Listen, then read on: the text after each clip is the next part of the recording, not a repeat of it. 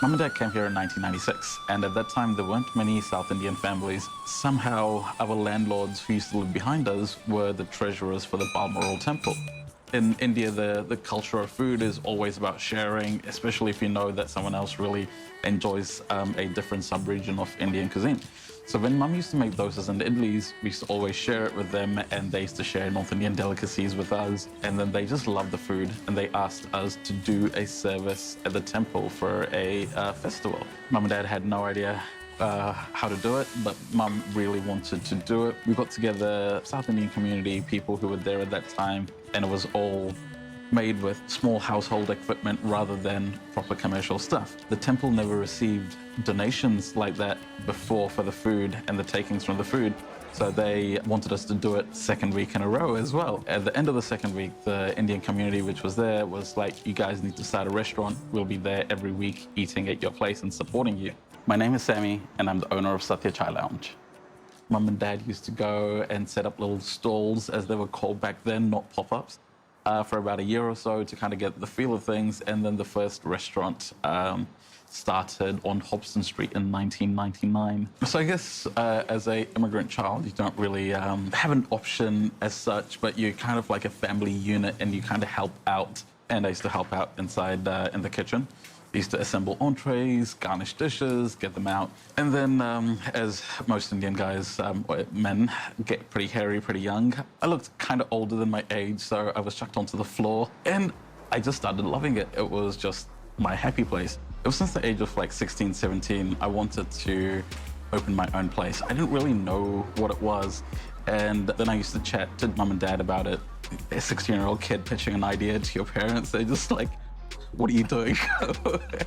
And then they were also just like, why are you trying to reinvent the wheel again? Just, you know, start another one of the Satya branches if you really want another place. Many years later on, I kind of took advantage of them being on holiday and turned the back of the Satya in Sandringham into the Chai Lounge. So secretly worked on it for a month. You know, 10 years or so, I learned all the tricks and tips from the industry, which, you know, working every day in the restaurant with your parents, you pick up. So I was able to build this without using any of Mummy and Daddy's money. When they came back, they were kind of a bit shocked to see that I've started another place behind the Satya in the front, but the response was great. So they've just been supporting me since.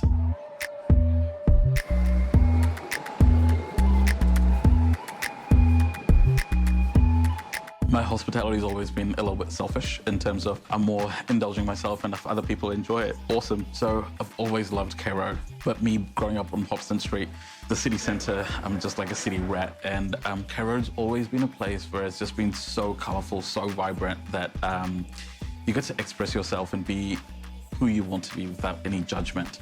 So leveraging off the Sandringham Chai Lounge, I asked Mum and Dad for the keys to K Road. And Dad just gave me the keys and he said, cool, just go for it.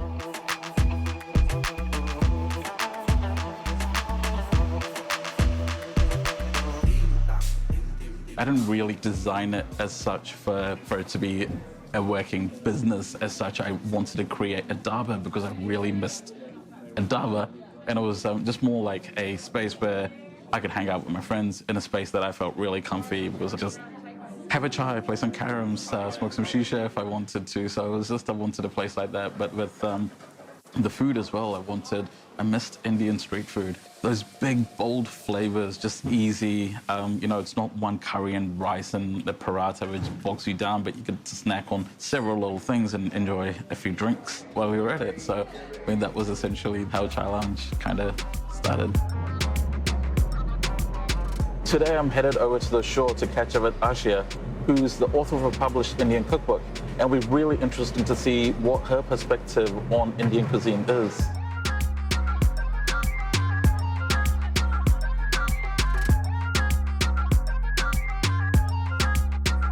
So Ashia, what does Indian food mean to you? So Indian food for me is soul food. It's my soul food. So my heritage is Indian, Gujarati. My grandparents moved from the Gujarat to Africa back in the late 1930s. So I've never actually been to India. So for me, Indian food was part of what we did it was part of how we grew up. And I think like most Indians, wherever they go, they take their food with them. So, yes, it's great that you adapt to the country that you're living in, but your food doesn't change. The spices you use, the way you cook. So mum, would have been passed down her recipes from her grandparents, and she passed those recipes on to me. You don't lose that sort of tie to your heritage. So when people move away, they are missing that part of the heritage, so they want to stick to what they know. And I completely get that, if you're moving to another country, you want to adapt to their way of doing things. But I don't see why you should completely forget where you're from. And I think that part is really important, because at the end of the day, you are who you are. You can bring all those rich cultural flavors and, cultural ways of doing things and, amalgamate it with where you're living. I mean, for me, moving from Africa to the UK to coming here, I just felt that combining the three cultures together was me. That was part of who I am. So with your book, do you know the kind of people buying your books? Yes, it's Kiwis, but it's also Indians. And probably maybe younger Indians that are away from home, that want to do something that they did at home but don't quite know how to do it.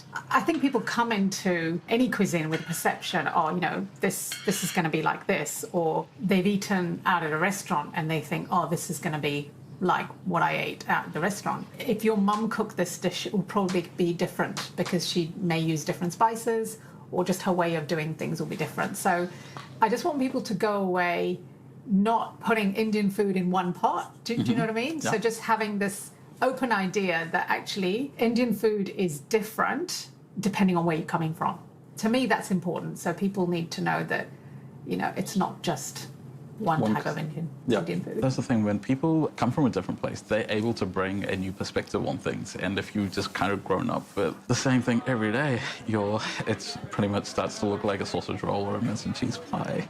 A lot of people coming from all across the globe, people are loving that. They don't want to see simple things anymore. They want change. They want to see what's different, what's new, right? So completely, fully embracing it. One of the joys is eating cuisine the way it's meant to be. Indian street food is meant to be eaten on the streets while you're standing up or leaning against a wall somewhere. It's supposed to be fun. It's not supposed to be elevated to a different level. That's the beautiful thing about food, is you get to play and do what you want to do. So I want that super casual, relaxed atmosphere where I can work in flip-flops if I wanted to, and a singlet, which I kind of often do. I guess as a kid, what's cool and what's not is a little bit different. So smelling like curry at school wasn't always that cool, and I was also a geek, like a complete nerd. And so it was always difficult in my childhood. But then as you grow up, really, you embrace your culture, and your peers and your friends around you also, they're intrigued by culture and other things which are not common to them. So it never became an issue later on in my adult life at all. I feel really lucky because all through school, I have this kind of almost Kiwi influence. But as soon as I step in through the doors of the Satya, it's an Indian family, which really helped me keep my culture intact. My friends came up with a term for it called Curryfication. The smell of curry is just so strong that it was just ingrained into you. So it's a smell that I could never forget ever at all, because you'd open the door and you'd get smacked with this hit of intense spice flavor. So I can absolutely vividly remember that.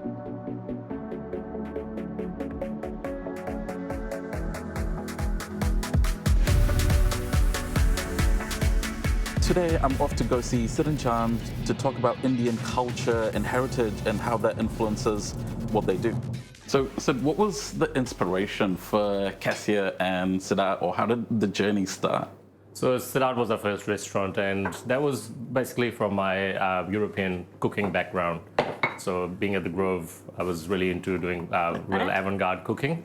And when it came down to doing it for something for ourselves, Sidart is how it kind of was born. But we always had this desire to do something for our own heritage, where you could cook some real modern techniques, but still the flavors being back to the real traditional recipes. When we would be eating at home, Yeah. Sid would like use his knowledge of Western cuisine and do like a confit duck leg or quail. At that point, he didn't cook Indian as much. So he would say, "Can you make the butter chicken sauce that you would make, or can you put the spices and make a sauce, kadhai sauce?"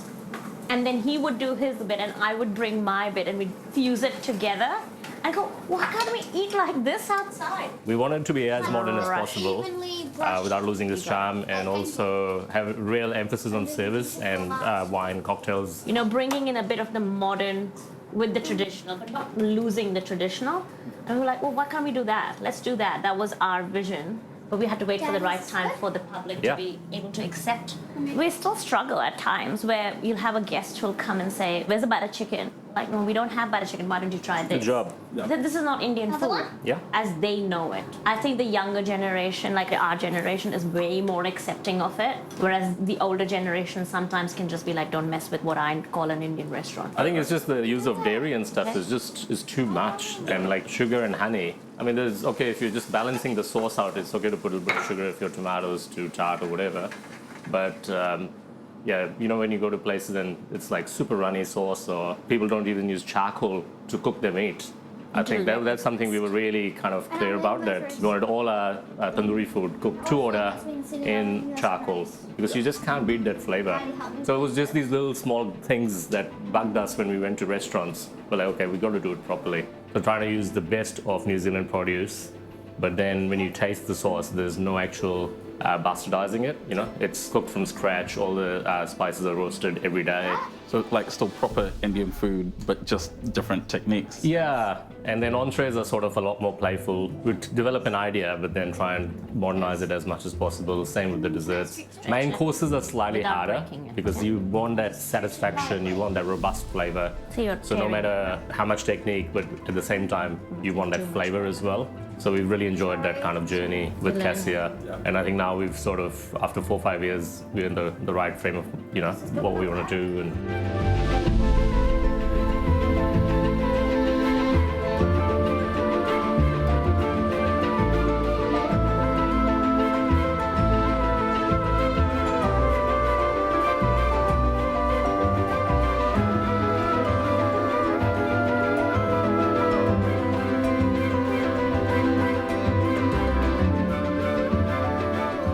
Do you guys eat mainly Indian food at home, or a bunch of different cuisines? Or I think it's sort of a mixed bag, yeah. Every day Everything. is a different cuisine with the kids, because we want to expose them to as many cultures as we can. In a week, we'll probably cook at least 3 or 4 cuisines.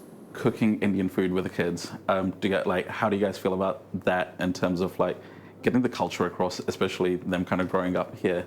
I think with having restaurants, she's grown up seeing the Cassia concept come alive. She's quite exposed to Indian culture. And then Diwali, my parents are quite big on Diwali, so we all get dressed up and go over and eat all the traditional stuff.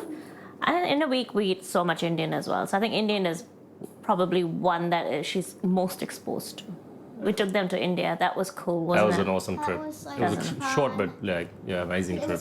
Yeah, it was nice for them to actually see the proper Indian food and, you know, the street snacks and like the vada pav, having pani puris, but then going to some really good high-end restaurants as well at the same time. As opposed to the evolution versus preserving of Indian food from like the cultural side, especially to what it means for your little ones, is it more about the essence of what Indian food is? I think recipes themselves always evolve, right? No matter what, the hand changes, right? And that's what they say.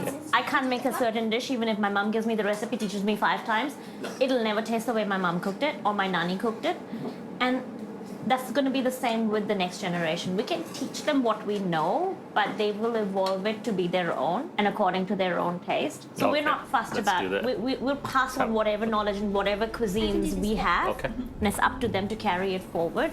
That's how those traditional recipes live on. But I think there's always a little bit of loss in translation or tweaks in translation.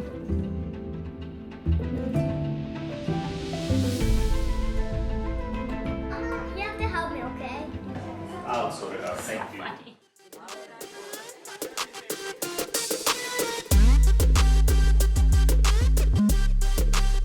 In the Asian culture, in India especially, you look after your community, you look after your neighbors. If you know, it's just like how Satya started. When Mum made South Indian delicacies, you share it. Food is meant to be kind of shared. My grandfather always, taught my dad how to kind of look after the community, look after people who don't, aren't able to feed yourself. So when the first place started in Hobson Street, it used to be a few shops down from the city mission. So Mum and Dad used to go and give food there, anything, or even if you're going to make some, they used to make a little bit more and give it to the city mission to kind of feed people. And when that place got demolished, they had this void in them that they weren't able to kind of give back to the community. And so that's essentially when the free Christmas meals started. So it was just a day where we don't celebrate Christmas, but we know how important it is for people in New Zealand. So we wanted people who were kind of less fortunate, weren't able to have an awesome day with their family, or tourists who were stranded, just anyone to kind of come and celebrate a Satya Christmas. At the very first year, I still remember there was a lot of people skeptical about what's the catch? Are you going to try and make us buy drinks or whatever? It was just like, come and just eat. It doesn't matter. There's like no questions asked. The only thing we did ask for people is to not waste food. Ganesh Raj, the curator of Humble Yum Yum, has been doing really cool things for the wider community, and I'm headed over there to find out more.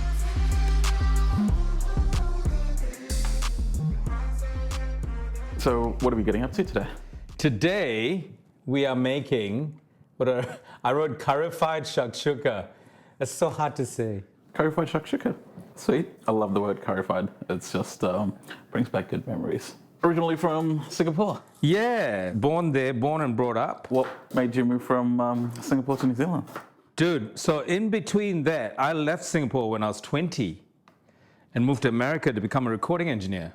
And I studied, that's my degree. Hung out there for a while and then moved back to Singapore. That's where Jo ended up there, my wife. She was a producer from Sydney. But we want the kid to grow up in a place where the land is far more revered than the people. Because Singapore had gone the other way quite severely. And the missus did a documentary about New Zealand for Discovery about, say, a year before we moved. And it just reinforced everything we thought. You were saying that you grew up in Singapore till you were 20. What was that like? Food-wise and culture-wise, it is impossible to describe. From day one, especially as a minority, I'm a proper minority in Singapore. We're only 6% of a 78% Chinese country and like a 10% Malay country and then others. So when you're born, your brain is forced to split into different parts depending whose house you're at. If you're at your Chinese friend's house, you turn Chinese. You do whatever they do in there. If you're at a Malay friend's house, you become Malay. You do whatever they do there. And then in the streets, everyone's food is out there, so you go to all these different places. So I grew up with like zero boundaries on the food front and on the culture front in terms of intermingling. Mm-hmm. How did Humble Yum Yum come about? Where was the inspiration, that eureka moment? I co-hosted a show called Eat Well for Less. People would write in, their budgets were blowing out, they were tired, they were naked, they were unhealthy, all the things everyone faces when it comes to food. And we would go into their houses as hosts, and we would turn things around for them, basically. That's the premise of the show.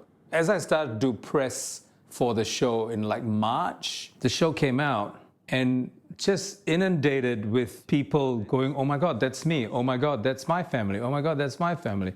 And the show skyrocketed to #1 for 8 weeks. But what it taught me was that I actually now have a bunch of people that need help on how to spend less money every day. Humble Yum Yum. Humble Yum Yum. Humble Yum Yum. Humble Yum Yum. Humble Yum Yum. Humble Yum Yum. Hey guys, welcome to the Humble Yum Yum. That's right, this is the place where you get global food that doesn't cost the world, and everything here is done in one pan or one pot, and it's $20 for 4 people. Eat Well for Less does a great job of delivering budget meals, but it doesn't really look after the fast meal or a fixed price meal. I really wanted to help the people who are on the brink of collapse, and a lot of people that I know that are actually sitting in this middle class area that have no time. They have no problem spending money, but they would rather cook, but they don't know how and they don't know when. So the Humble Yum Yum came about during lockdown. So I was like, why don't I do stuff I know, which is one pan cooking? And it was one pan because 4/5 of the planet uses one pan. And I wanted to be that guy to help people. That's what it is. It's a freaking once in a lifetime chance to talk to regular folk and actually help them, because people listen to you. Restaurantland was good, but it's very limited. The scale at which I could help humans was small. Your immediate community, that's it. That's right. It was small, where suddenly I had like a national platform and I could like say things like, screw you, free range, can't afford you. You know, what's wrong if it's on the shelf? Why can't I buy the $8 frozen Tico? What's wrong with that? You know what I'm saying? Like I was able to say that with some authority and represent 95% of the people that think like that because they can't afford 21 bucks for size 12 chicken. I'm always looking for ways to take something that the planet has already delivered so that you can represent it to people as something for the humble yum yum. The challenge of myself is it has to be global, and then I've got to figure out how to keep it interesting. So people have responded to that, man. People are happy about that. So there you go, shakshuka, curry-fried shakshuka with Sammy, Satya Chai Lounge, easy, simple food, humble yum yum. It all goes together. Let's try it. I am going to do the same.